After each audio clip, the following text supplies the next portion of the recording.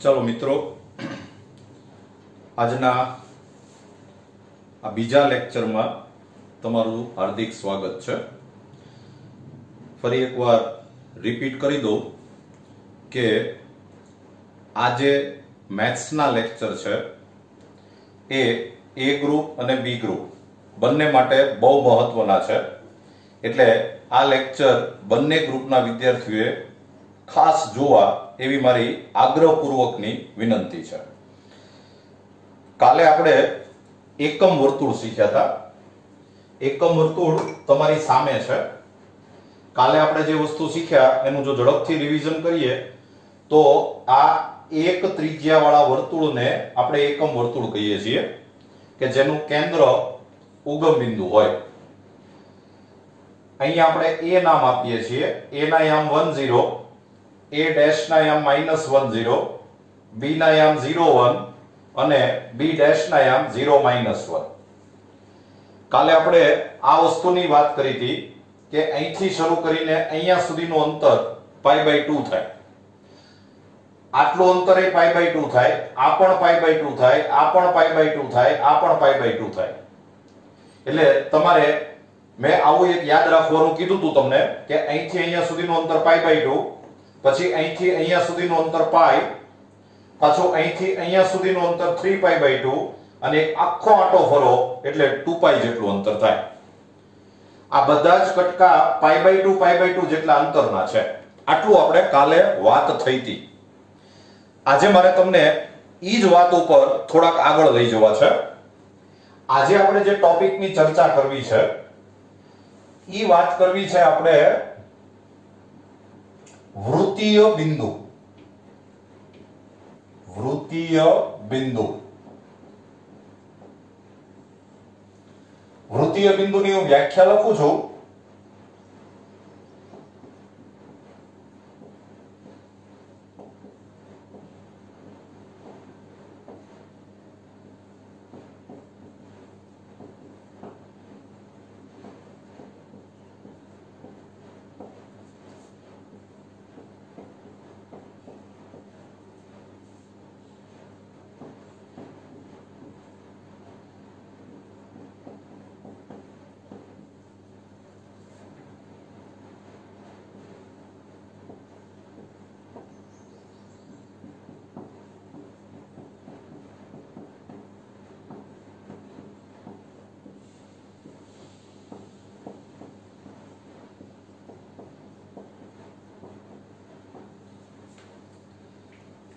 मित्रों, व्याख्या तमारी सामे छे।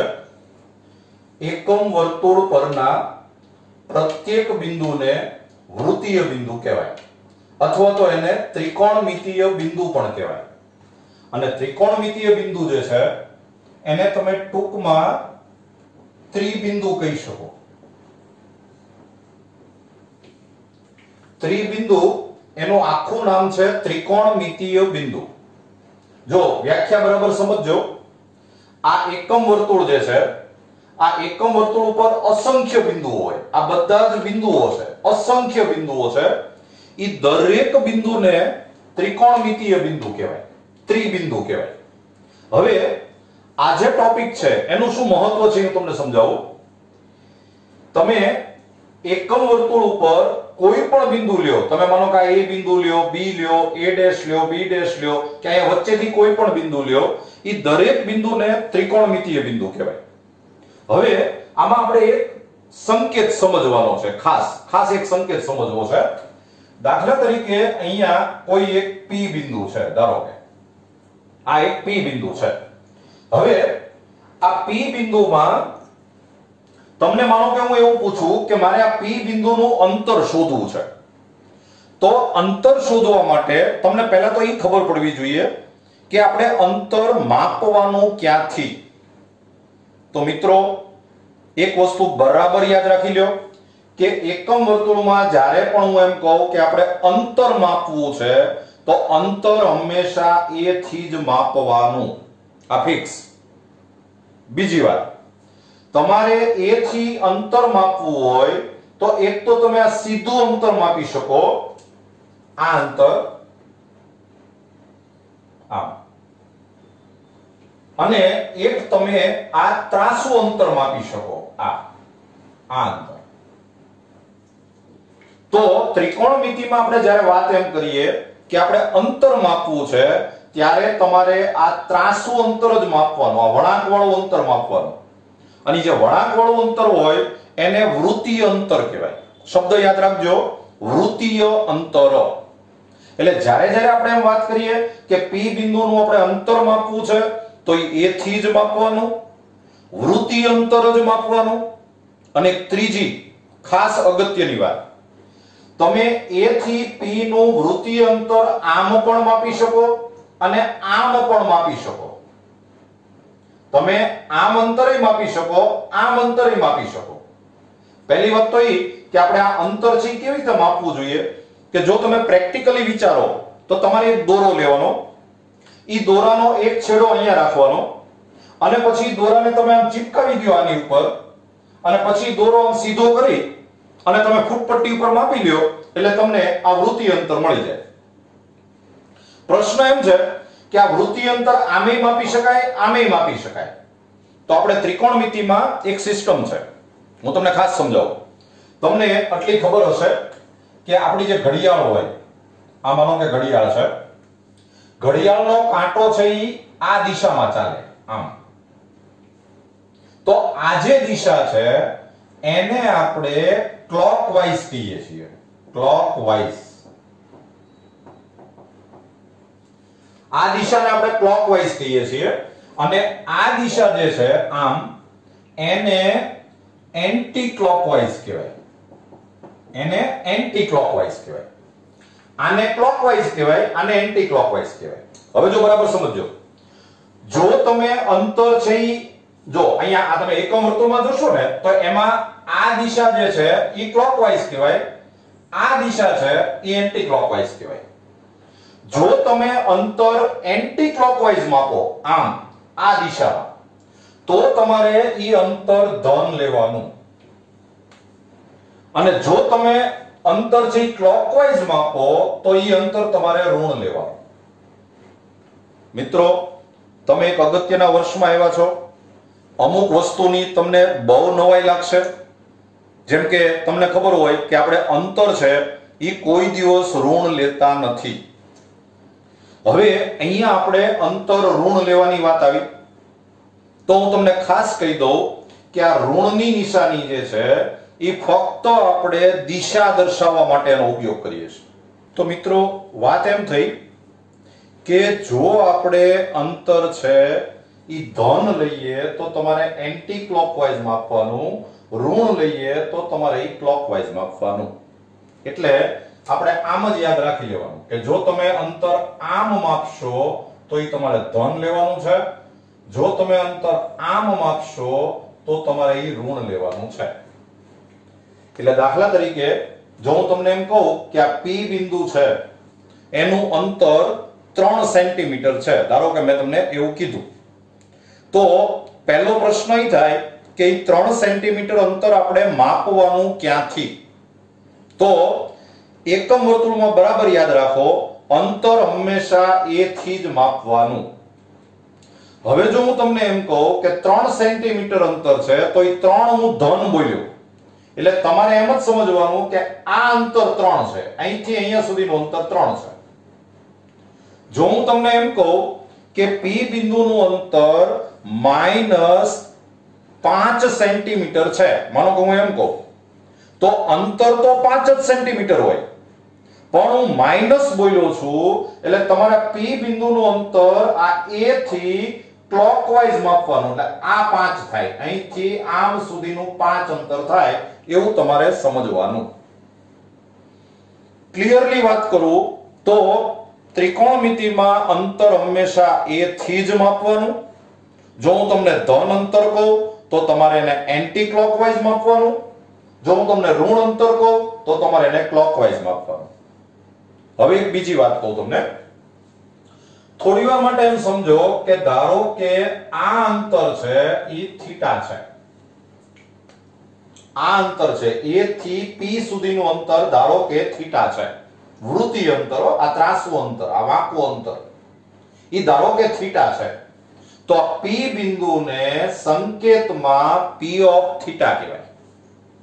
P બિંદુને સંકેતમાં આપણે P ઓફ થીટા કહીએ છીએ.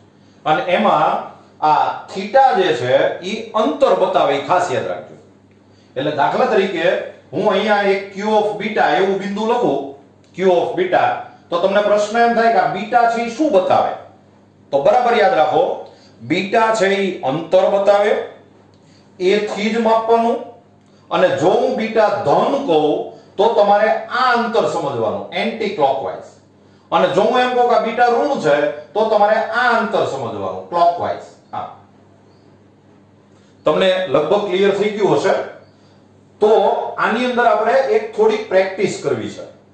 જો પ્રેક્ટિસ કઈ ટાઈપની છે હું તમને સમજાવું. દાખલા તરીકે તમને એવું લખવામાં આવ્યું કે P ઓફ 0, તો આ P ઓફ 0 નો મતલબ શું થાય? આ 0 છે એ અંતર બતાવે. ક્યાંથી માપવાનું? A થી માપવાનું. તો તમે A થી 0 જેટલું અંતર જો લ્યો તો એ A બિંદુ પોતે જ આવે. એટલે P ઓફ 0 એટલે એનો મતલબ A બિંદુ થાય. ધારો કે હું તમને એમ કહું કે આપણે P ઓફ π/2 બોલીએ, ધારો કે આમ છે, તો આ કયું બિંદુ થાય એ નક્કી કરવા માટે આટલું યાદ રાખો. પહેલા તો આ મેં ધન લખ્યું છે, તમારે અંતરથી માપવાનું ક્યાંથી? A થી. અને આપણે ગયા લેક્ચરમાં વાત થઈ છે કે A થી એન્ટી ક્લોકવાઇઝ, આ ધન છે એટલે એન્ટી ક્લોકવાઇઝ લેવાનું, આમ ઘડિયાળના કાંટાની વિરુદ્ધ દિશામાં. તમે એન્ટી ક્લોકવાઇઝ π/2 જેટલું અંતર લ્યો. જો આ અંતર π/2 હોય, આપણે ગયા વખતે વાત થઈ છે, આ અંતર π/2 થાય એટલે A થી તમે એન્ટી ક્લોકવાઇઝ π/2 જેટલું અંતર લ્યો એટલે આ બિંદુ આવશે B. ધારો કે હું એમ લખું કે P ઓફ π, તો આપણે ગયા લેક્ચરમાં વાત થઈ છે કે આ π મેં ધન લખ્યો છે એટલે મારે અંતર શરૂ કરવાનું એન્ટી ક્લોકવાઇઝ. A થી તમે એન્ટી ક્લોકવાઇઝ π જેટલું અંતર લ્યો એટલે બિંદુ આવે A'. ધારો કે હું એમ કહું કે P ઓફ 3π/2, તો 3π/2 એટલે તમારે A થી એન્ટી ક્લોકવાઇઝ 3π/2 જેટલું અંતર લેવાનું એટલે બિંદુ આવશે B'. ધારો કે હું એમ કહું કે P ઓફ 2π, તો તમારે A થી એન્ટી ક્લોકવાઇઝ 2π જેટલું અંતર લેવાનું. અને 2π જેટલું અંતર એટલે તમને ખબર છે કે આખું વર્તુળ, એટલે તમારે બિંદુ આવશે A. P ઓફ 0 નો મતલબ એ થાય, P ઓફ 2π નો મતલબ એ જ થાય. હવે ધારો કે હું આમ લખું કે P ઓફ -π/2. જો મિત્રો બરાબર સમજજો, અંતર તો તમારે π/2 જ લેવાનું છે. આ ઋણની નિશાની છે એ દિશા દર્શાવવા માટે થાય છે. અંતર માપવાનું A થી જ, અને A થી ક્લોકવાઇઝ, ઋણની નિશાની છે એટલે ક્લોકવાઇઝ, આમ ક્લોકવાઇઝ તમે π/2 જેટલા અંતરે જાઓ એટલે તમને બિંદુ મળે B'. ધારો કે હું એમ બોલું કે P ઓફ -π,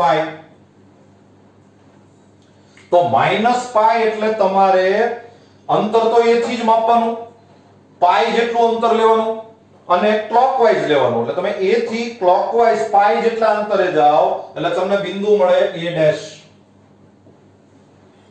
ધારો કે આપણે એમ વાત કરીએ કે P ઓફ -3π/2,